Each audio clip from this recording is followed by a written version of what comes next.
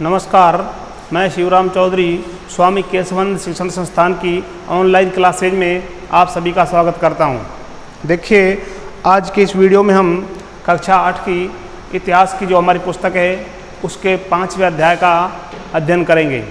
अब तक हमने इस पुस्तक के 4 अध्यायों का अध्ययन कर लिया है ना। उसमें हमने देखा किस तरह यहाँ पर अंग्रेज़ों के द्वारा, कंपनी के द्वारा हमारे यहाँ पर शासन किया गया, जो एक कंपनी व्यापारिक कंपनी के रूप में हमारे भारत में आई थी। धीरे धीरे उसने और हमारे भारत में किस तरह शासन सत्ता स्थापित कर ली।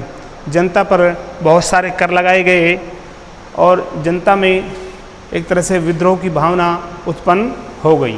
तो देखते, जब जनता बगावत करती है 1857 और उसके बाद, जब भारत की जो जनता थी अंग्रेज़ों की हुकूमत से बहुत अधिक परेशान हो गई, तो उनके अंदर विद्रोह की भावना उत्पन्न हो गई और उन्होंने एक तरह से बगावत कर दी, और जिसका परिणाम हुआ 1857 की क्रांति। ठीक है, जिसको हम प्रथम स्वतंत्रता संग्राम की संज्ञा भी देते हैं।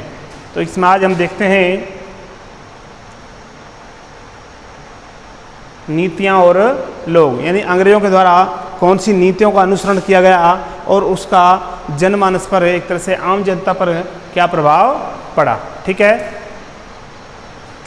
पिछले अध्यायों में आपने ईस्ट इंडिया कंपनी की नीतियों और जनता पर उसके प्रभावों के बारे में पढ़ा। इन नीतियों से राजाओं, रानियों, किसानों, जमींदारों, आदिवासियों, सिपाहियों सब पर तरह तरह के असर पड़े, यानी प्रत्येक वर्ग पर, और इनकी नीतियों के, ईस्ट इंडिया कंपनी की नीतियों के एक तरह से असर पड़े। ठीक है, आप यह भी देख चुके हैं कि जो नीतियाँ और कार्रवाइयाँ जनता के हित में नहीं होती या जो उनकी भावना को ठेस पहुंचाती, उनका लोग किस तरह विरोध करते हैं। यानी जो नीतियाँ जनता की भावना के विरुद्ध थी, एक तरह से जो उनकी जनता की भावना को ठेस पहुंचाती, आघात पहुंचाती थी, है ना, उनका लोगों के द्वारा किस तरह से एक तरह विरोध किया गया। ठीक है, देखिए एक चित्र दिया हुआ है, सिपाही और किसान विद्रोह के लिए ताकत जुटाते हुए यह विद्रोह 1857 में उत्तर भारत के मैदानों में फैला था। ठीक है,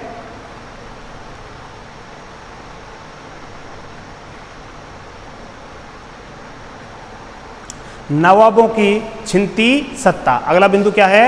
नवाबों की छिनती सत्ता। हमने देखा कि बंगाल के जो नवाब थे एक तरह से जब कमज़ोर हो गए, तो वहाँ से उनकी जो नवाबों की जो सत्ता थी उसको छीन लिया गया और बंगाल का नवाब किसको बनाया गया? ईस्ट इंडिया कंपनी को। ठीक है, 18वीं सदी के मध्य से ही राजाओं और नवाबों की ताकत छीनने लगी थी।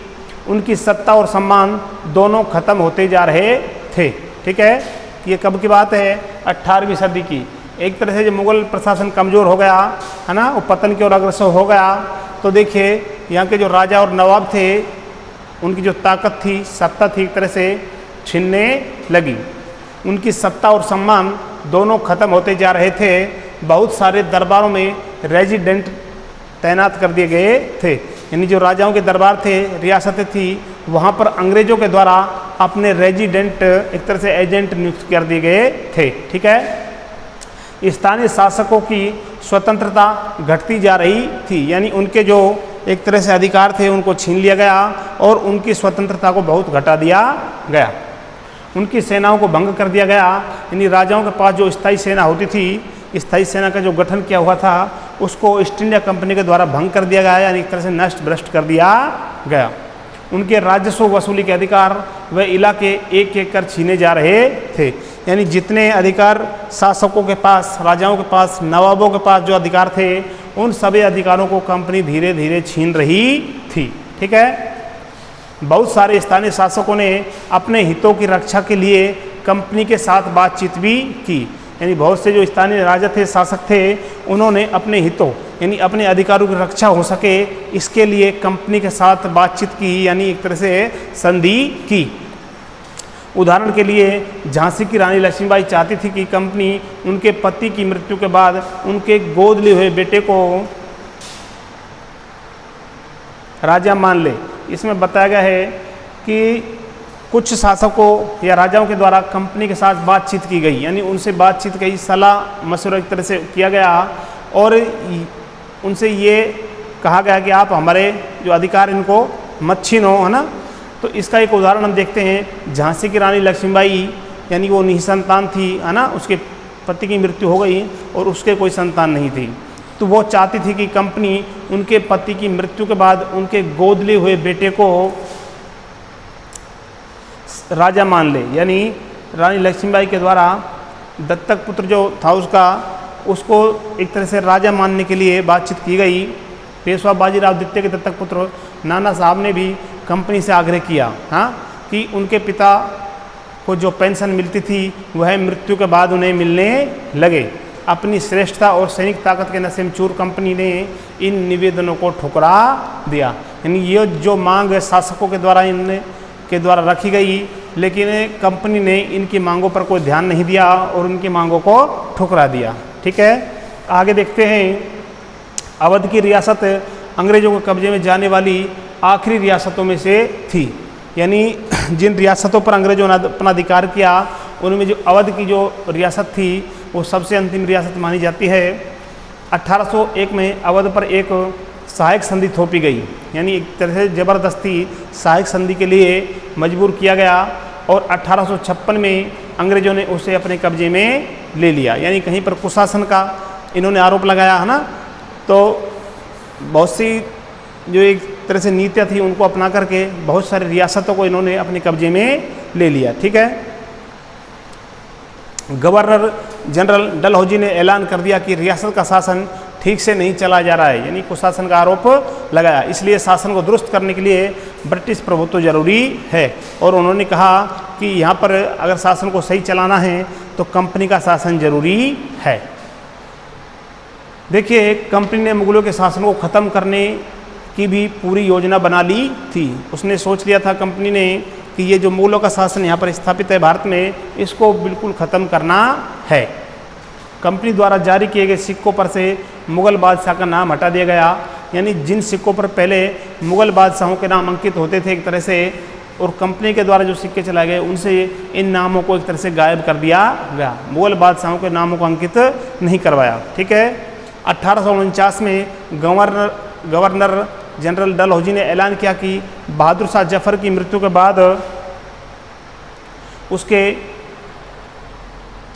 बाद बादशाह के परिवार को लाल किले से निकालकर उसे दिल्ली में कहीं और बसाया जाएगा। यानी डलहौजी था एक तरह से, उसने ऐलान किया कि बहादुर शाह जफर जब इसकी मृत्यु हो जाएगी तो इसका जो परिवार है, बादशाह का परिवार, उसको लाल किले से, यानी तब तक ये परिवार कहाँ रहता था, लाल किले में, यानी लाल किले से निकाल करके दिल्ली में और कहीं बसाया जाएगा। ठीक है, 1856 में गवर्नर जनरल कैनिंग ने फैसला किया कि बहादुर शाह जफर आखिरी मुग़ल बादशाह होंगे। यानी जब 57 की जो एक तरह से क्रांति हुई थी उसमें भी बहादुर शाह जफर को अपना नेता क्रांतिकारियों ने चुना था और गवर्नर जो जनरल कैनिंग थे इन्होंने फैसला किया, है ना, एक तरह से, और क्या कहा कि बहादुर शाह जो जफर हैं आखिरी मुग़ल बादशाह होंगे, यानी इनके बाद में कोई मुग़ल बादशाह नहीं होगा। उनकी मृत्यु के बाद उनके किसी भी वंशज को बादशाह नहीं माना जाएगा। ठीक है, उन्हें केवल राजकुमारों के रूप में मान्यता दी जाएगी, यानी शासक नहीं माना जाएगा, उनको क्या माना जाएगा, राजकुमार। ठीक है, तो देखिए अगला टॉपिक है किसान और सिपाही। गांव में किसान और जमींदार भारी भरकम लगान और कर वसूली के सख्त तौर तरीक़ों से परेशान थे। यानी कंपनी के द्वारा एक तरह से जो कर लगाए गए थे, राजस्व जो वसूला जाता था, उससे किसान और जमींदार जो थे बहुत परेशान थे, बहुत नाराज़ थे। बहुत सारे लोग महाजनों से लिया कर्जा नहीं लौटा पा रहे थे। यानी किसानों के द्वारा खेती के लिए, कृषि के लिए जो महाजनों से कर्जा लिया गया था उसको वापस नहीं लौटा पा रहे थे। इसके कारण उनकी पीढ़ियों पुरानी ज़मीनें हाथ से निकलती जा रही थी। ठीक है, कंपनी के तहत काम करने वाले भारतीय सिपाहियों के असंतोष की अपनी वजह थी। यानी जो भारतीय सैनिक एक तरह से कंपनी के लिए काम करते थे, उनमें असंतोष की अपने वजह थी, यानी उनका भी उनके अंदर एक असंतोष की भावना उत्पन्न हुई। उसका भी एक कारण था, देखिए वे अपने वेतन भत्तों और सेवा शर्तों के कारण परेशान थे। कई नए नियम उनकी धार्मिक भावनाओं और आस्थाओं को ठेस पहुंचाते थे। यानी एक यहाँ पर कहना चाह रहा है कि अपने वेतन भत्तों और सेवाओं से, यानी अंग्रेज जो सैनिक थे उनके और भारतीय सैनिक जो थे उनके वेतन और भत्तों में, सेवाओं में बहुत अधिक अंतर था। ठीक है, और बहुत सारे नियम ऐसे यहाँ पर लगाए गए जिनसे सैनिकों की धार्मिक भावनाओं और आस्थाओं को एक तरह से आघात पहुँचा। ठीक है, क्या आप जानते हैं कि उस ज़माने में बहुत सारे लोग समुद्र पार नहीं जाना चाहते थे। यानी हमारे जो भारत के जो लोग होते थे वो समुद्र पार जाना, एक तरह से समुद्र की यात्रा करना अपराध मानते थे। उन्हें लगता था कि समुद्र यात्रा से उनका धर्म और जाति भ्रष्ट हो जाएंगे। जब 1824 में सिपाहियों को कंपनी की ओर से लड़ने के लिए समुद्र के रास्ते बर्मा जाने का आदेश मिला तो उन्होंने इस हुक्म को मानने से इनकार कर दिया। हुआ क्या, 1824 में जब बर्मा से युद्ध हुआ अंग्रेज़ों का, तो भारतीय सैनिकों को कहाँ पर भेजा गया, बर्मा, और बर्मा जाने के लिए समुद्र को पार करके जाना पड़ता था। तो इसलिए बर्मा जाने का जो आदेश मिला उस हुक्म को मानने से भारतीय सैनिकों ने एक तरह से इनकार कर दिया। क्या कर दिया, मना कर दिया। ठीक है, उन्हें ज़मीन के रास्ते से जाने में ऐतराज़ नहीं था, वो समुद्र के मार्ग से नहीं जाना चाहते थे। उन्होंने कहा अगर आप हमको सड़क मार्ग से, ज़मीन के रास्ते से आप भेजोगे तो हम जा सकते हैं। ठीक है, सरकार का हुक्म न मानने के कारण उन्हें सख्त सज़ा दी गई। जब उन्होंने ईस्ट इंडिया कंपनी या ब्रिटिश सरकार का ये हुक्म नहीं माना तो भारतीय सैनिकों को बहुत अधिक सजाएं दी गई। ठीक है, क्योंकि यह मुद्दा अभी ख़त्म नहीं हुआ था, इसलिए 1856 में कंपनी को एक नया कानून बनाना पड़ा। इस कानून में साफ कहा गया था कि अगर कोई व्यक्ति कंपनी की सेना में नौकरी करेगा तो ज़रूरत पड़ने पर उसे समुद्र पार भी जाना पड़ सकता है। यानी एक तरह से एक अध्यादेश लाया गया, कानून ये बनाया गया कि भारतीय सैनिक अगर ब्रिटिश सेना में कोई भर्ती होना चाहता है तो ज़रूरत पड़ने पर वो समुद्र पार भी उसको जाना पड़ सकता है। एक तरह से नियम बनाया गया। ठीक है, आगे देखिए, सिपाही गांव के हालात से परेशान थे। बहुत सारे सिपाही खुद किसान थे और अपने परिवार गांव में छोड़कर आए थे, लिहाजा किसानों का गुस्सा जल्द ही सिपाहियों में फैल गया। यानी किसान जो भारतीय सैनिक थे वे सभी एक तरह से किसान थे और उनकी गांव में खेतीबाड़ी थी। लेकिन जब ब्रिटिश सरकार के द्वारा बहुत अत्यधिक कर लगाए गए कृषि कार्य पर, किसानों पर, तो सैनिक जो थे उनके अंदर भी विद्रोह की भावना एक तरह से जागृत हो गई। ठीक है, आगे देखते हैं अगला बिंदु क्या है, सुधारों पर प्रतिक्रिया। यानी सुधार कुछ किए गए, उनकी प्रतिक्रियाएं क्या हुई ये हम देखेंगे।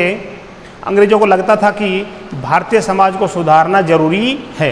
यानी अंग्रेज सरकार को, अंग्रेज अधिकारियों को ऐसा महसूस हुआ कि जो ये भारतीय समाज है इसको सुधारना, इसमें जन जागृति लाना बहुत आवश्यक है। ठीक है, सती प्रथा को रोकने और विधवा विवाह को बढ़ावा देने के लिए कानून बनाए गए। भारतीय समाज में उस समय एक तरह से सती प्रथा और जो विधवा जो थी वो दोबारा से एक तरह से पुनर्विवाह नहीं कर सकती थी।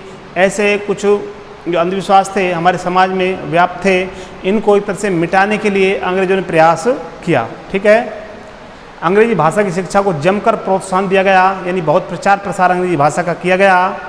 1830 के बाद कंपनी ने ईसाई मिशनरियों को खुलकर काम करने और यहाँ तक कि जमीन व संपत्ति जुटाने की भी छूट दे दी। कंपनी ने क्या कहा कि आप यहाँ पर भारत में ईसाई धर्म का प्रचार प्रसार करिए और संपत्ति और ज़मीन भी आप खरीद सकते हैं। ठीक है, 1850 में एक कानून बनाया गया जिससे ईसाई धर्म को अपनाना और आसान हो गया। इस कानून में प्रावधान किया गया कि अगर कोई भारतीय व्यक्ति ईसाई धर्म अपनाता है तो पुरखों की संपत्ति पर उसका अधिकार पहले जैसा रहेगा। यानी कंपनी के द्वारा ये एक नियम बनाया गया, एक आदेश जारी किया गया कि अगर कोई भारतीय ईसाई धर्म को एक तरह से स्वीकार करता है, ईसाई धर्म को अपनाता है, तो उसकी जो पुरखों की ज़मीन है, पूर्वजों की ज़मीन है, संपत्ति है, उस पर उसका अधिकार बरकरार बना रहेगा। ठीक है।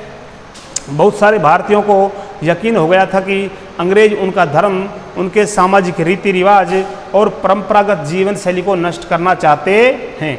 जब ये कार्य अंग्रेज सरकार के द्वारा किए गए तो भारतीयों में ये एक तरह से ये भावना पैदा हो गई कि ये जो ब्रिटिश सरकार है, ईसाई जो हैं, हमारे जो रीति रिवाज हैं हिंदू धर्म के या मुस्लिम धर्म के, भारतीय समाज के, ये हमारे रीति रिवाजों को और परंपरागत जो जीवन शैली हमारी है उसको नष्ट करना चाहते हैं। एक तरह से हमारी संस्कृति को ये ख़त्म करना चाहते हैं। ठीक है। दूसरी तरफ ऐसे भारतीय भी थे जो मौजूदा सामाजिक व्यवस्था में बदलाव चाहते थे। यानी एक तरफ भारतीय समाज इन नीतियों का एक तरह से विरोध कर रहा था, तो वहीं दूसरी तरफ कुछ भारतीय ऐसे भी थे जो मौजूदा सामाजिक व्यवस्था में, यानी जो हमारे समाज की उस समय की जो व्यवस्था थी उसमें एक तरह से बदलाव चाहते थे, परिवर्तन चाहते थे। इन सुधारकों और उनके सुधार आंदोलन के बारे में आप अध्याय 8 में पढ़ेंगे। यानी कुछ जो समाज सुधारक हैं उनके बारे में और उनके द्वारा जो समाज सुधार के जो कार्य किए गए, संस्थाएं बनाई गई, इनके बारे में हम 8वां जो हमारा अध्याय है उसमें जानकारी प्राप्त करेंगे। जैसे राजा राम मोहन राय है, स्वामी विवेकानंद है, स्वामी दयानंद सरस्वती है, इनके बारे में 8वें अध्याय में हम जानकारी प्राप्त करेंगे। ठीक है। जनता की नज़र से अगला बिंदु क्या है? जनता की नज़र से उस जमाने में लोग अंग्रेज शासन के बारे में क्या सोच रहे थे, इसका जायजा लेने के लिए आप स्रोत 1 और 2 को पढ़ें। यानी उस समय एक तरह से अंग्रेजी शासन के प्रति भारतीयों की क्या सोच थी, ये हमको जानना है।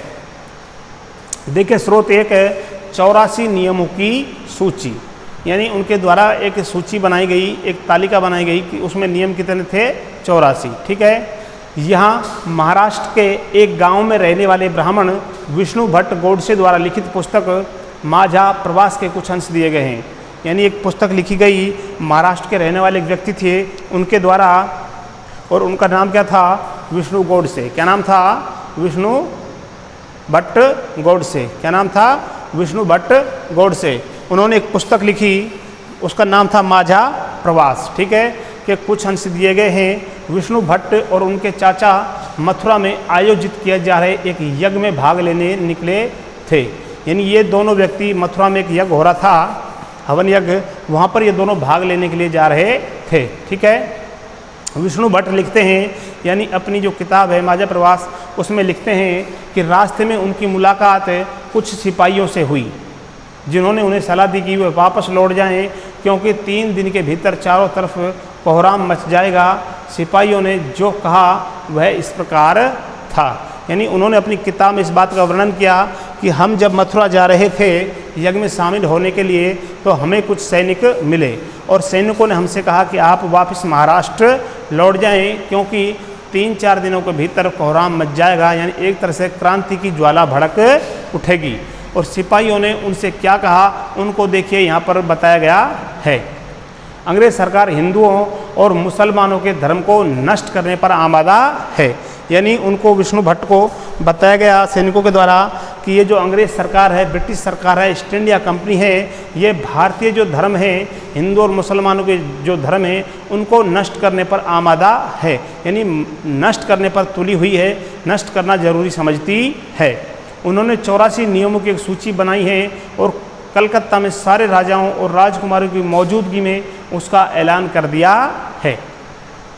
सिपाहियों ने बताया कि राजा इन नियमों को मानने के लिए तैयार नहीं है।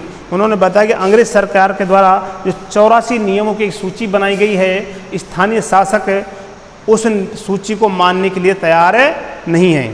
ठीक है।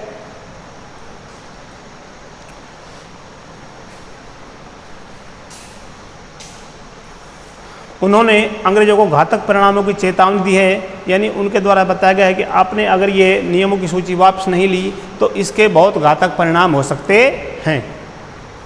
राजाओं ने कहा कि अगर ये नियम लागू किए गए तो भारी उथल पुथल मच जाएगी राजा भी भारी गुस्से में अपनी राजधानी को लौट गए हैं। तमाम बड़े लोग योजनाएं बना रहे हैं। धर्म युद्ध के लिए तारीख तय कर ली गई है और मेरठ छावनी से एक गुप्त योजना तैयार करके विभिन्न छावनियों को भेज दी गई थी।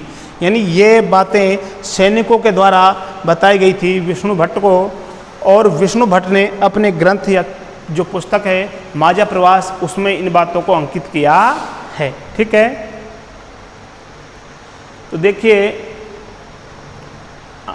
आज हमने कुछ अध्ययन किया इस पाठ का, है ना, अध्याय का। तो आगे हम देखेंगे स्रोत एक हमने पढ़ लिया है जो विष्णु भट्ट द्वारा रचित जो एक पुस्तक है माजा प्रवास, उसमें 1857 की क्रांति की रूपरेखा से कुछ बताई गई थी, है ना। तो अगले वीडियो में हम स्रोत नंबर 2 को पढ़ेंगे, है ना। जल्दी ही हर टुकड़ी में उत्तेजना छा गई, तो इसका अध्ययन करेंगे अगले वीडियो में। तब तक के लिए नमस्कार, धन्यवाद।